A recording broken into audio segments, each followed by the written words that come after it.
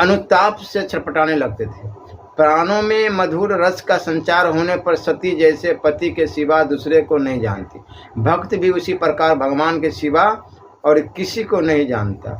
इस अवस्था में भक्त और भगवान, सती और पति है। महाप्रभु श्री चैतन्य इसी भाव में बेसुध हो गए थे।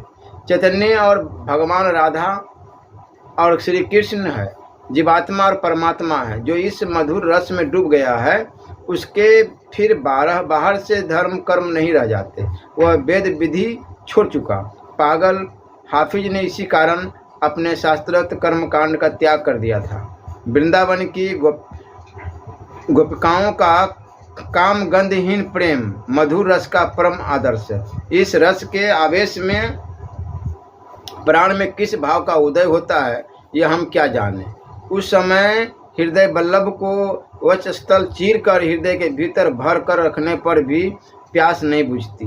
भगवान के साथ हृदय से हृदय मिलाकर मुंह से मुंह मिलाकर रखना क्या है, इसको क्या हम कुछ समझ सकते हैं। इसी भाव के आवेश में विभोर होकर बिल्व मंगल ने कहा, इस विभु का शरीर मधुर है, मुखमंडल मधुर है, मधुर है, मधुर है, और मृदु हास्य मधु गंध युक्त है, मधुर है, मधुर है, मधुर है। भक्ति का चरमोत्कर्ष यहाँ यहीं तक है, इसके आगे क्या है उसे कौन बतलाएगा।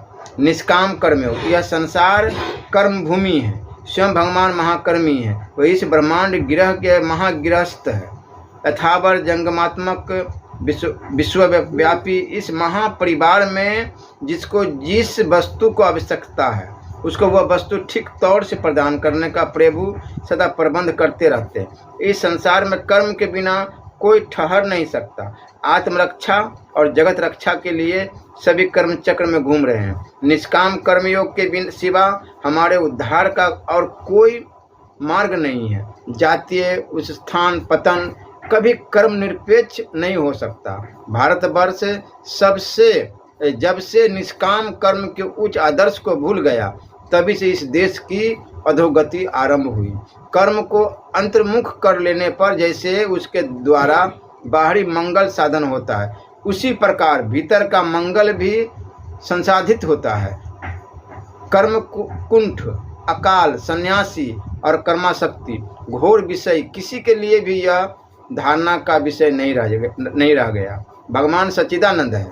हमारे जीवन में भी इस सच्चिदानंद की लीला चलती है। हम जब तक अपने हृदय में इस सच्चिदानंद को प्रतिष्ठित नहीं करेंगे तब तक कर्मयोग, कर्मभोग